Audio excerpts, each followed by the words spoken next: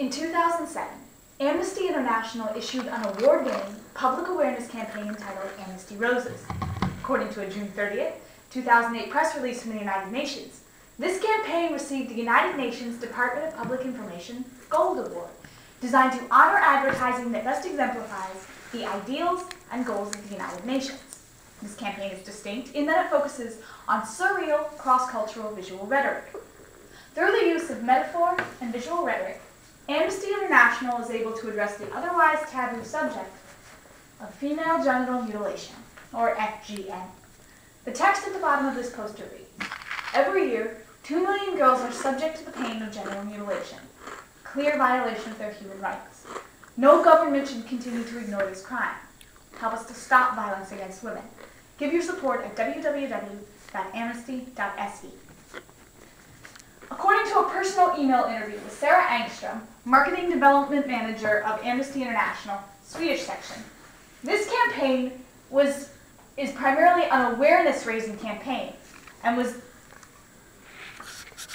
push through.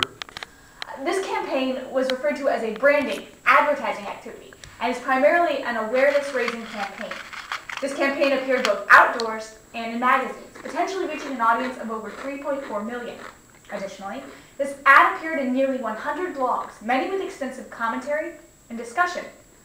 The buzz over this campaign raises the question, why is the Amnesty Roses image an effective choice in a campaign designed to raise awareness and generate societal discourse? In order to answer this question, we will look to the book Visual Persuasion, The Role of Images in Advertising by Paul Meszaros. Meszaros' theory is particularly appropriate when analyzing the artifact's visual rhetoric as a form of persuasion. So today, we will first discuss Paul Meszaros' theory of images as simulated reality.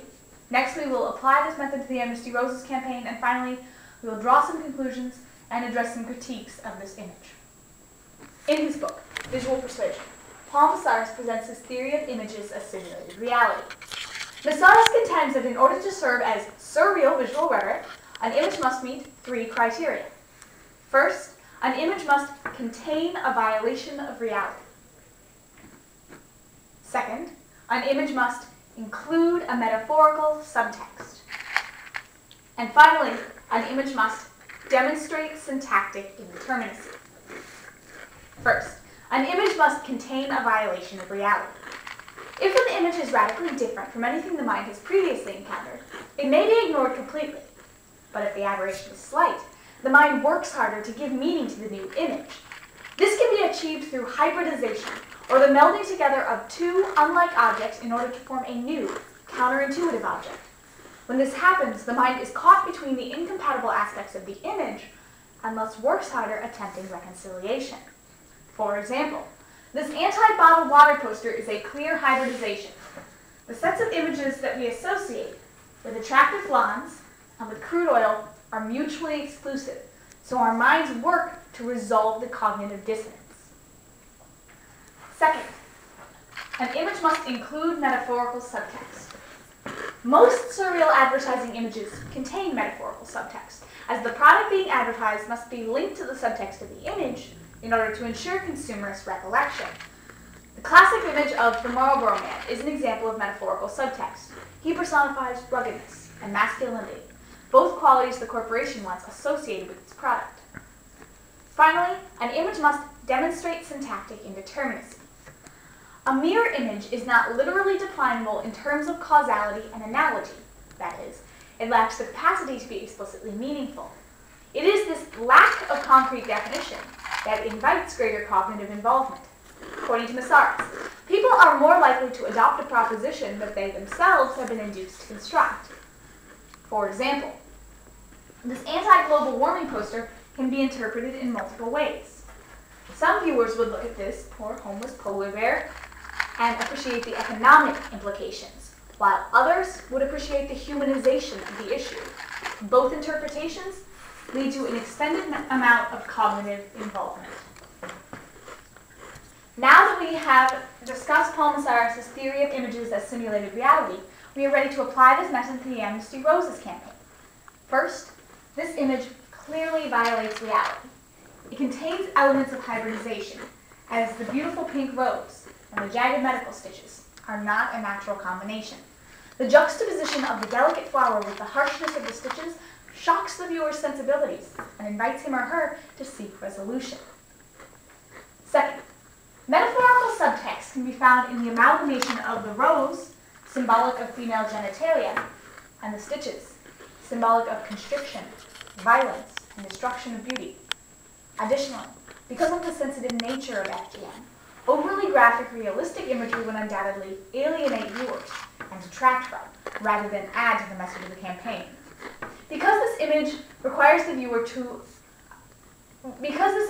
on symbolic representation to convey an issue that is both horrific and sensitive, it is not only accessible to a greater number of viewers, but also subject to an increased amount of interpretation, and thus cognitive involvement. Finally, this image demonstrates syntactic indeterminacy.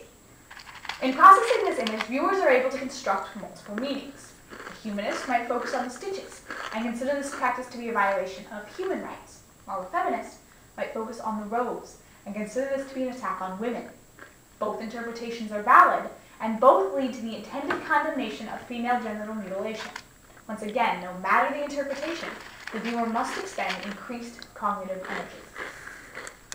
Now that we have applied this method to the Amnesty Roses campaign, we are ready to draw some conclusions and address some critiques of this image. Returning to our original research question, why is the Amnesty Roses image an effective choice in a campaign designed to raise awareness and generate societal discourse? A unifying theme found in all three tenets of Meszaros' model is the assertion that effective visual rhetoric requires a heightened level of cognitive involvement. Because this image requires the viewer to co-construct the message, the viewer has active participation, providing the artifact's efficacy. This analysis suggests that surreal visual rhetoric has the potential for broad social change and could be effectively utilized in future awareness-raising campaigns. Now, despite this campaign's obviously well-meant intentions, it has met with its critics. Many critics of the campaign are not proponents of female genital mutilation, but are, surprisingly, members of feminist groups. They are concerned about the depicted symbolism of the rose as female genitalia and the abstraction of violence from the metaphorical image.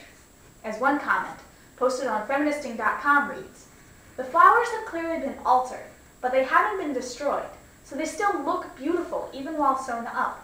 An image with a more violent overtone would create a more accurate metaphor." Meszaros prepares us for this reaction as well. As he points out, viewers construct personal meaning for the image, but the meaning they construct may not coincide with the intended meaning of the creator. Amnesty International will no doubt continue to use metaphoric rhetoric in subsequent campaigns, and when they do, they need to take steps to ensure that their message is understood by their audience. Further criticism of the campaign exists on a macro level and stems from the tensions created by the oppositional ideology concerning the rights of the individual versus the need for cultural tolerance. A common argument made by multiculturalists is that because FGM is a cultural practice, those of us in Western societies have no business interfering with the customs of Middle Eastern or African nations. But whether or not Amnesty International has the right to pass judgment on this issue, they are at least providing information for those who may not be familiar with the practice. Finally, Amnesty International was successful in its goal to raise awareness about female genital mutilation. But now that they have made their position clear, they need to follow up this shocking campaign with one specifically designed to elicit action from its viewers. Today, we have discussed Paul Meszaros' theory of images as simulated reality. We have applied this method to the Amnesty Roses campaign, and finally, we have drawn some conclusions and addressed some critiques of this image. The cognitive involvement required to decode the metaphor and give meaning to this image is fundamental to the effectiveness of visual rhetoric. Today's analysis has not only shown us why the Amnesty Roses campaign is an effective method of raising awareness and generating discourse, but also why Amnesty International deserved to be awarded such a compelling and engaging campaign.